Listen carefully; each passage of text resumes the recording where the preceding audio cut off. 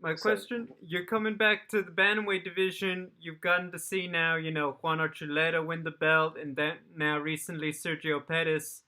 Because you left, how much were you watching these guys prior to making the move back down? now I've always just kept my eye on these guys since Sergio came into the division. Um, Obviously, when Juan came in, I was a champion, so I knew he had his eyes on me. He was working his way up, but um, when I when the opportunity presented itself for me to jump into the tournament last year, right before I lost my belt, I was kind of bittersweet because I wanted to, redeem myself there, but different call is called, and I had made a sacrifice to jump in that tournament.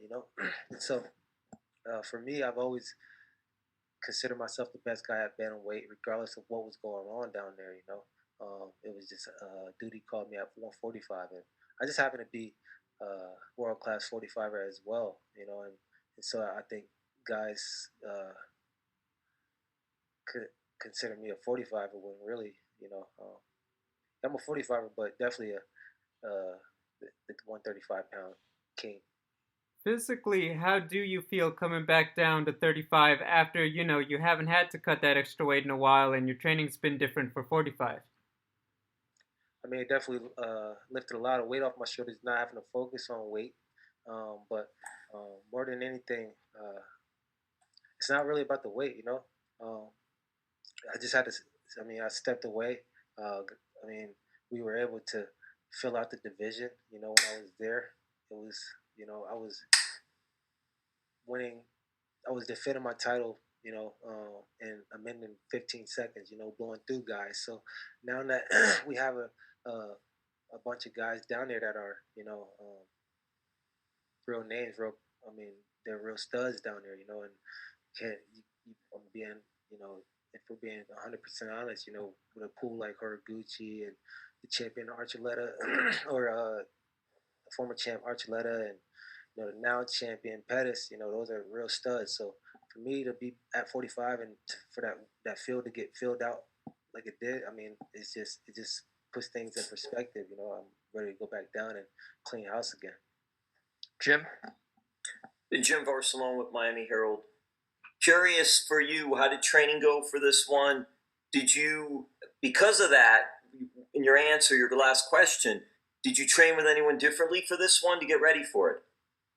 Yeah, I changed gyms, completely moved my life uh, to Southern Florida.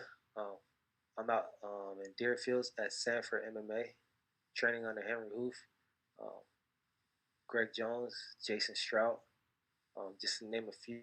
We have tons of you know world class coaches, world class athletes, a world class facility. I always say since I got there, I come from Division One sports, where the training facilities are world class. You can go get an ice bath after practice, and you know, for a while in my last 10 years in MMA, it was real hard to find that. You had to go to a different facility just to get some maintenance work. So to be able to have everything under one gym, be able to get treatment and get nutritionists and get meals all under the same roof as that you're training.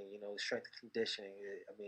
It just makes everything a lot easier. So the move down to Florida was smooth. And in the follow up to that, because Sanford MMA is a one stop shop, it's a beautiful facility down there, and what they're doing, just everything like you said, you're able to do at one place. What has the transition been like in the sense of just world class trainers, world class fighters? Greg Jones, unbelievable wrestling background, and Henry Hoof. A lot of people obviously know Henry's background and what he's been able to do. For you in making that transition, what was the decision making process for you? Has it been an easy transition for you? Well, I don't think. uh, I think that transition stage is always rough, but it was easier because of the guys that were put in my corner, the people around me. They make it smooth. So I didn't even realize I was in a transition phase. I just happened to move and I jumped right on. I hit the ground running. I start training. Train hard. Been training hard. And it's easy to fall into that space where where I was in my last previous fight, where I get up on Saturdays, and just because we're in quarantine and I got amateurs to train with, I don't make that Saturday practice. I don't get up and put the extra miles of work in.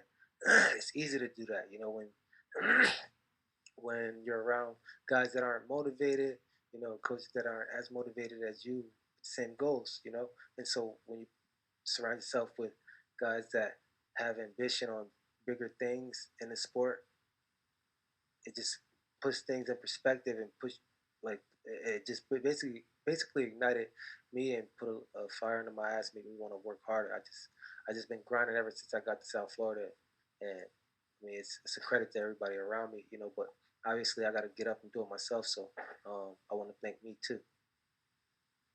Well, very good. All the best, Darrion, and a lot of world class fighters down there, man. You got a good place to train.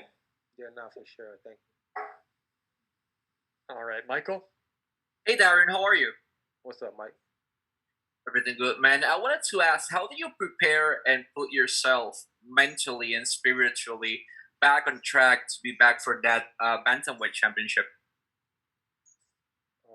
Well, I had to set new goals, After that setback in November, I had to um, go back to the drawing board and figure out what exactly it was that I needed to do to get back on top.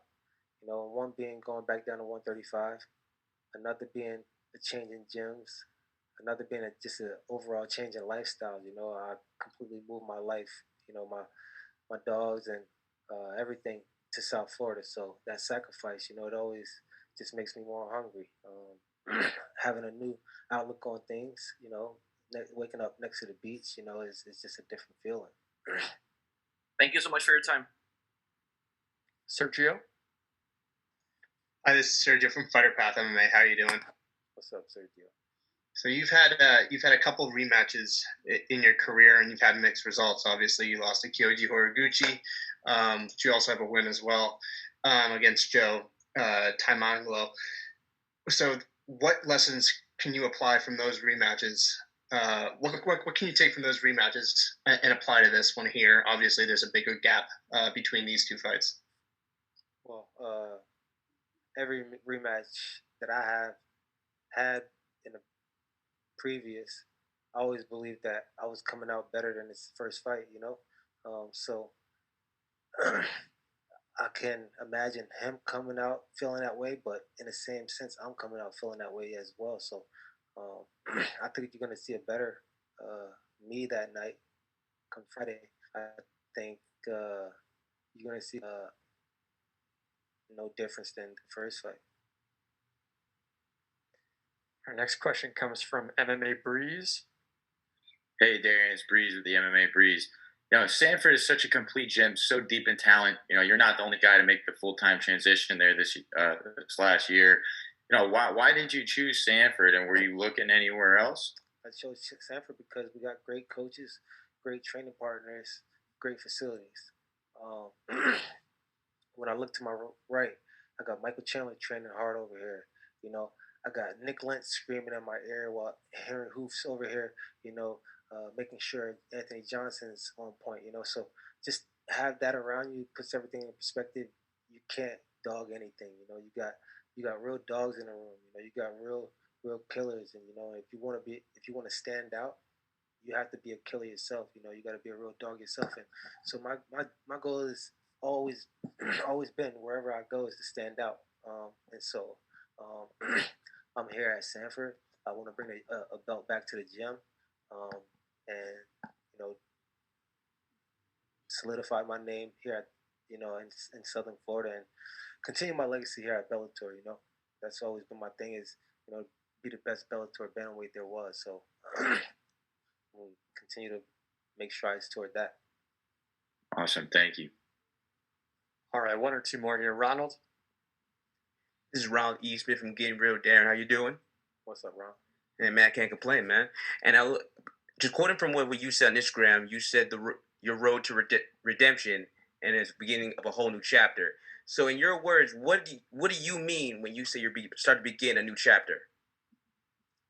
Well, road to redemption for me looks like me getting my title back and keeping it. It looks like me coming off a setback, righting my wrongs, and blowing through this division. I should have been a king since 2018 when I first won the title. I had a setback, and so now I'm here to right my wrongs, and I'm here to redeem anything that was either taken from me or that I lost. Last question comes from the line of Head Kick Audio.